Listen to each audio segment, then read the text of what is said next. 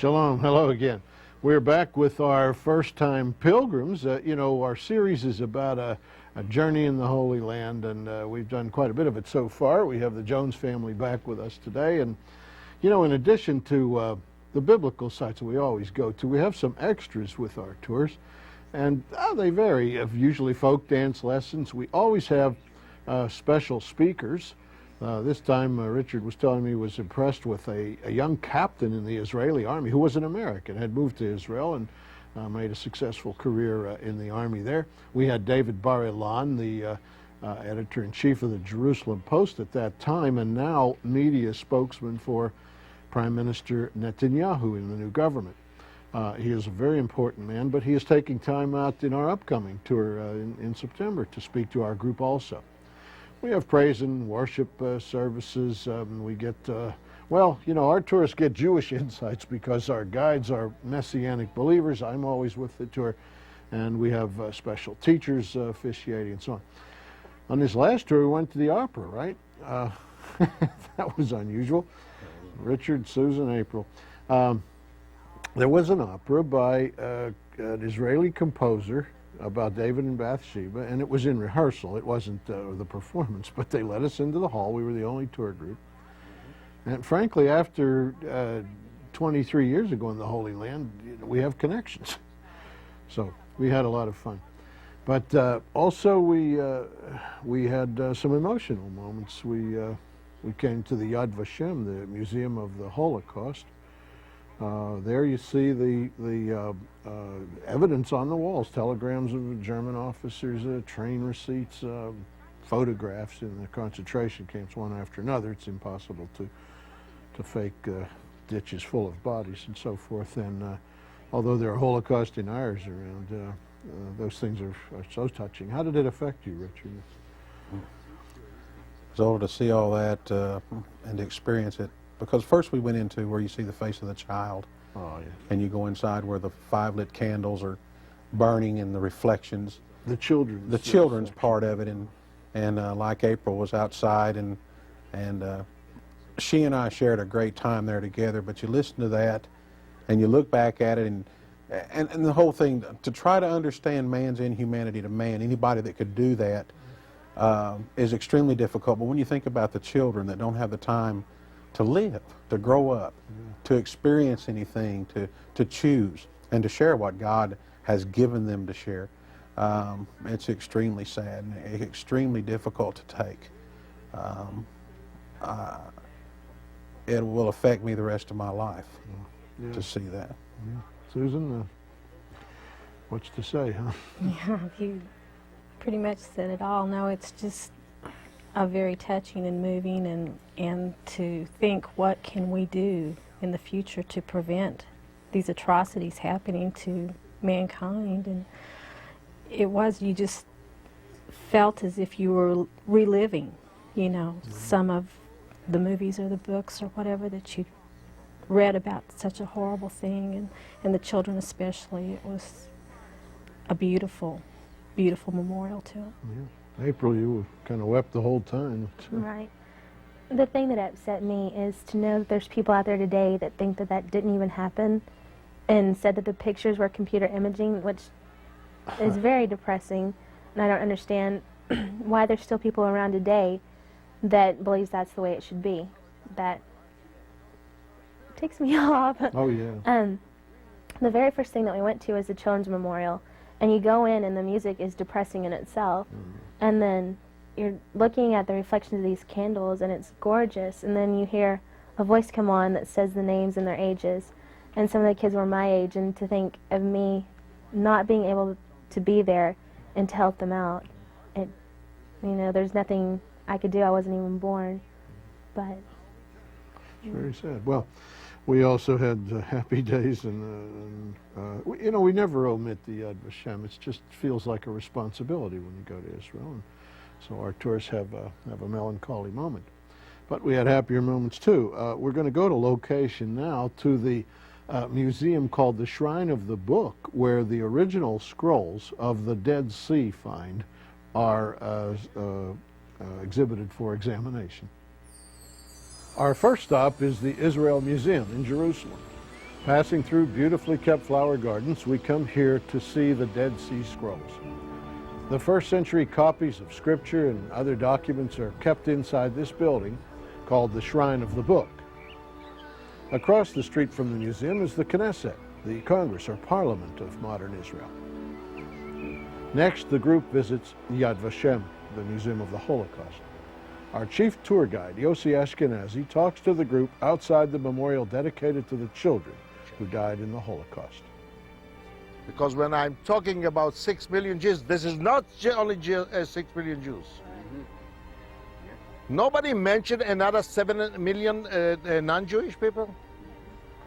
Who are the Gypsies in Europe? The non-pure races? Do you know that the Germans burned over 15 million human beings? And everybody was silenced.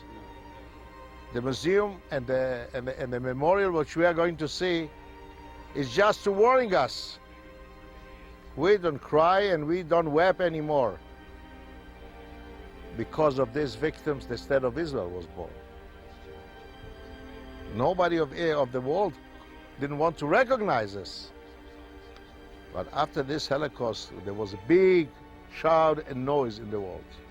What's going on here? And of these bodies, the state of Israel was born. So this is not a day of mourning. This is a day which we have only to remember and never ever forget.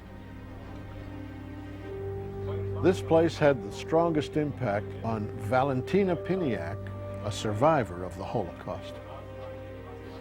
You see, we wore those stripy dresses. Men wore two-piece. I never buy stripy dress or whatever. When I went to Germany, in Bavaria, I weigh 45 pounds. 45 What you gonna pounds. eat? Piece of bread, half a piece of bread with the salt and that turnip soup. Turnip soup. I couldn't eat it. However bleak the past, the Lord has blessed the modern state of Israel. This is both a historically rich and culturally vibrant place. Our pilgrims had the opportunity to sit in on the dress rehearsal for David and Bathsheba, the first opera ever to be produced in Hebrew.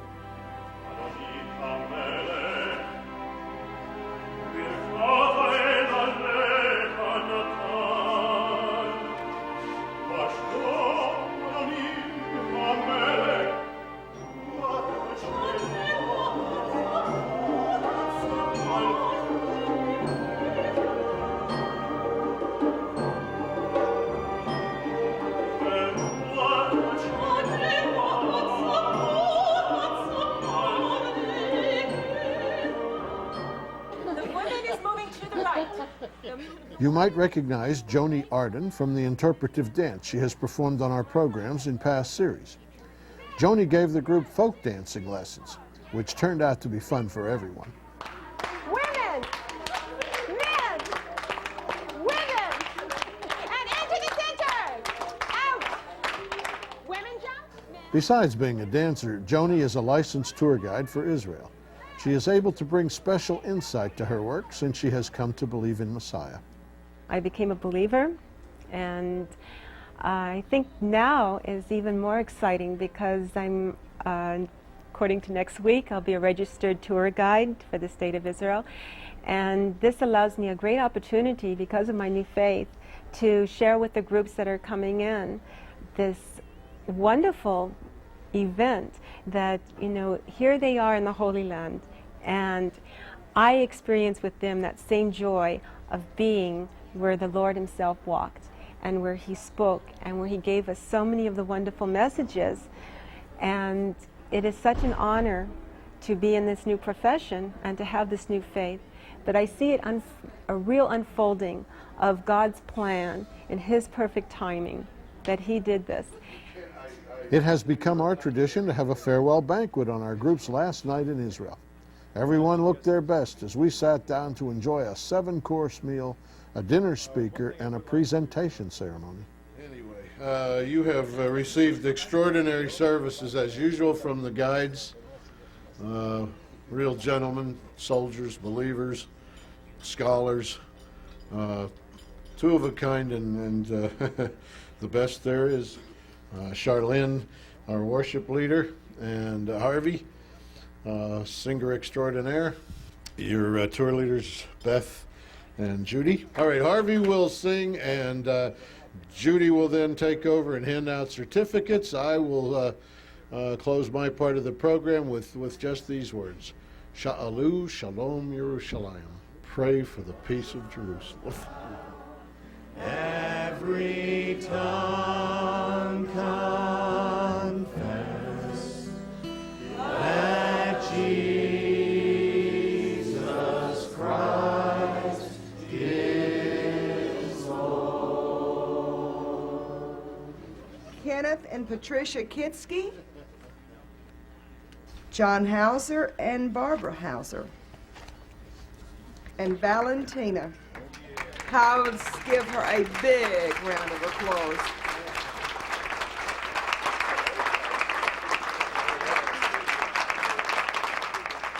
After the banquet, we asked many of our group what they felt about their pilgrimage to the Holy Land. I've studied the Bible for 29 years, and now every passage I read, I see something that reminds me of where we've been, and it will never be the same again. I can't wait to go back and read the New Testament again and underline all the places that we've been and things we've done. I'm going to buy a new Bible and just underline the things from this tour, I think. Well, as a pastor, it puts so many things into context for me, and that's what I appreciated most. Having been in these places and walked in these places, I think it's going to help me to share with the folks that I teach and that I preach to a little of what it was like when Jesus walked here. This tour is truly the most incredible thing I've ever done for myself, ever, and I can't think of anything to top it. There's no place I can go.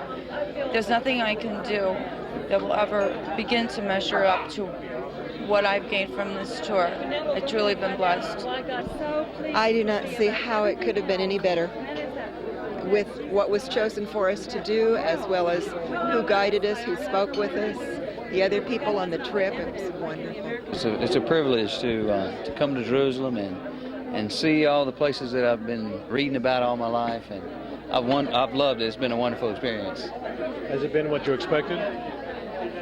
Didn't really know what to expect, I guess, so it's exceeded even what limited expectations I had. Okay, great. Thank you. All right. You're getting a feeling for the place. You feel like you really know, and you can tell that Jesus would have been in the vicinity that he would have had to have been in order to do the things that he had to do. And it was just a big highlight for me to realize this. Thank you. Thank you. Give us your reaction to the tour. It's been very, very special, and I guess because I got to do it with my mom, and I can't talk. That's all. I'd really debated on the fact of spending that much money, because I couldn't see what was so different with this over other Christian tours. But now I know they give so many extra things.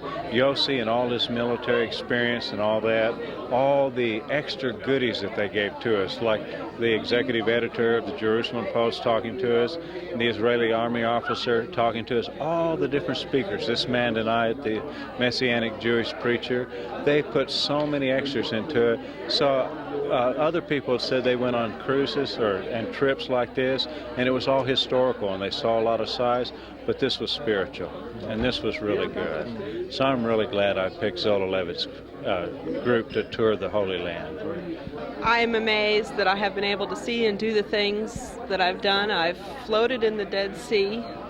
I've walked up the steps that Jesus walked up. I have been baptized in the river that he was baptized, and it's just things that I've dreamed about all my life and never thought that I would do. I've walked down the street that Cleopatra and Anthony walked down. I've sat on the hill that Socrates sat on, and it's just, who could imagine? It was a trip of a lifetime. I'm getting ready to go home, and I still can't quite imagine what's happened yet. Maybe in a week or so, it'll all start to come together. It's something I've wanted to do for at least 30 years, and it just can't sink in. Walking, not until we walked to the back of the temple today, and it's not a guess as to where did Christ work or walk. He walked on those steps. I mean, that's a fact, and it's just starting to come home now. And Zola puts on one of the most spectacular trips you could ever be on. The whole group, everybody just puts everything together. It's spectacular. And your daughter had a good time. Look at her. She hasn't stopped since she got off the plane. So it's been a spectacular trip, and we've met a lot of nice people, and there's no place like Israel. That's all I can say. Do you think this is a good place to bring your children? She's here. And we'll come back again. My wife's already talked on that. It's a nice place. I mean, the people, just everything. Okay, you go with April. This is a spectacular place. I wouldn't miss it for anything.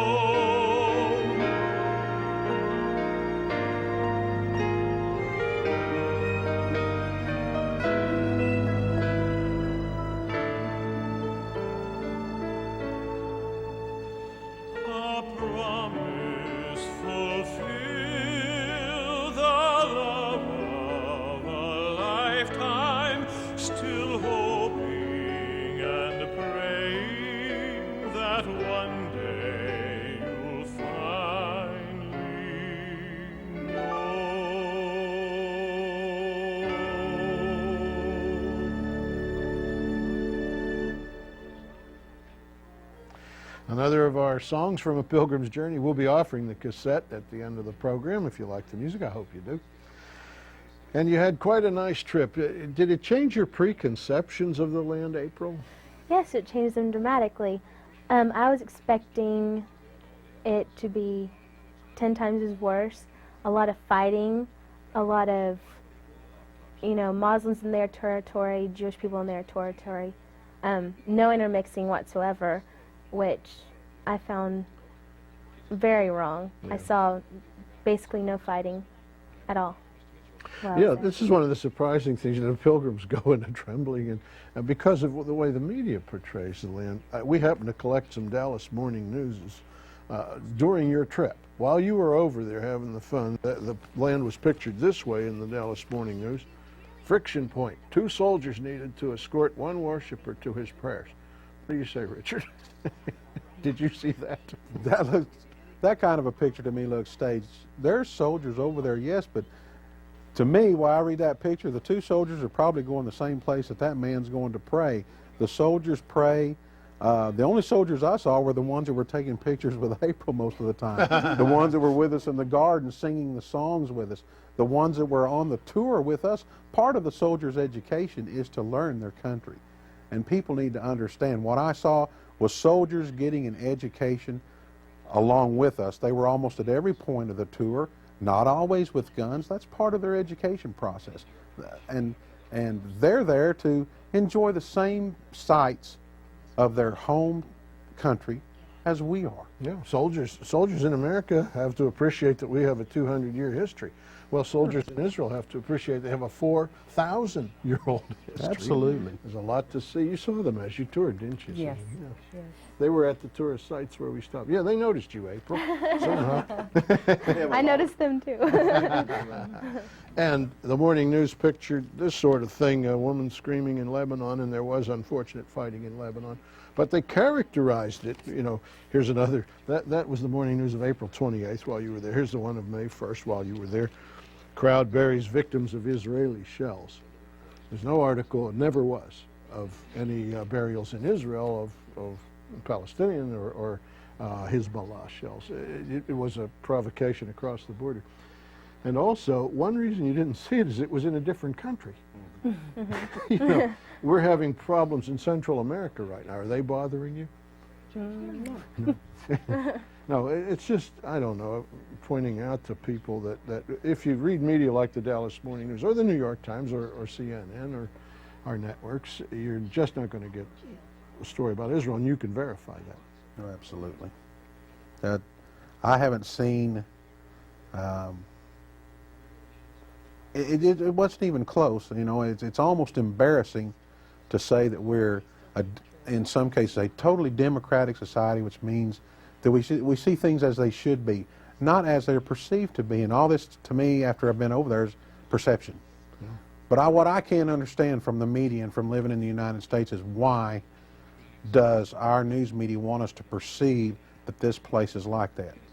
That it's dangerous, that it's evil, that there's things going on. It's a holy place, a peaceful place, and a fun place to go. Yeah, but it doesn't have any oil. And petrodollars buy the advertising in this newspaper, and that's why. That could very well be true. I believe, you know, you were in the oil business. I think, you know, we are so dependent on this Arab product that we tell our own people lies in order to please these suppliers. As you very well know, we're negotiating right now with a country we were at war with to bring their oil supply back into the mainstream. With Iraq, yeah. So, you know, threatened the lives of innocent people and killed a lot of innocent people, and maybe behind part of the terrorist activity. I can't say, but I know that me personally, if I was at war with somebody who didn't believe at all like I believed, it'd be very difficult for me to negotiate on terms for something that we have plenty of already. Yeah. Susan, would you be afraid to go back to Israel? No, I very much would like to go again. I felt very safe while I was there. Can we accommodate you again, April? Yes. You want to see some more soldiers? I want to see the whole land. Yes. Yeah, we would be glad to have you back.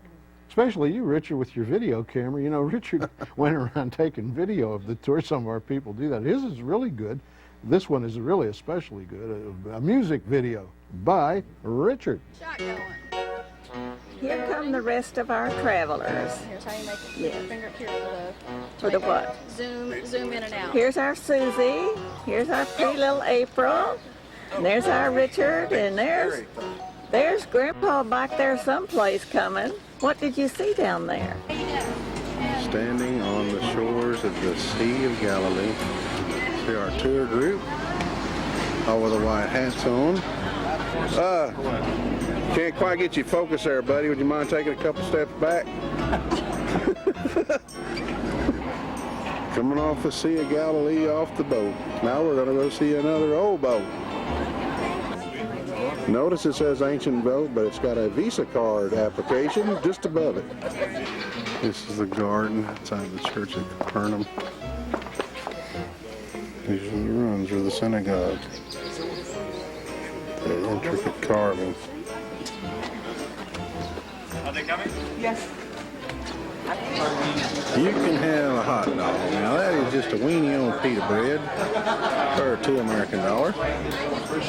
I'm out of the Beatitudes, and I'm the last one in line. We stopped out here to plant a tree on our way to Nazareth. Do you have a tree, Susan? That's right there. Y'all just got one tree? Yes. It's our tree. Please, we will start. Oh, your gown's open in the back. I see yours a little tight.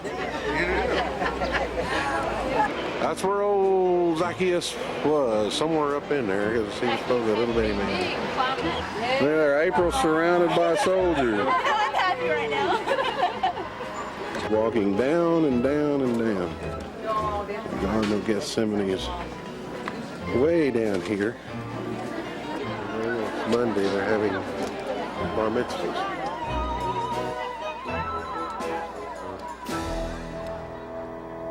Well, very good, Richard. It was a pleasure to have you along, and you, Susan, and you, April, and thank you for coming out to these programs. That's very kind of you. I think people, across the country appreciate hearing your views.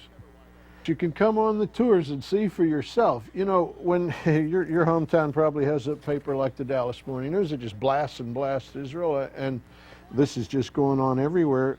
You know, Richard and I talked about it briefly, but every business caters to its best supporters, and since newspapers are dependent on petrodollars, the advertising for cars, gasoline, paint, plastics, they automatically take the Arab side of the thing, and they're almost becoming worthless as a source of information about Israel. Come and let me show it to you, and you'll see what it really is instead of reading about it in the papers and CNN and so on. And Shalom, Yerushalayim. Pray for the peace of Jerusalem.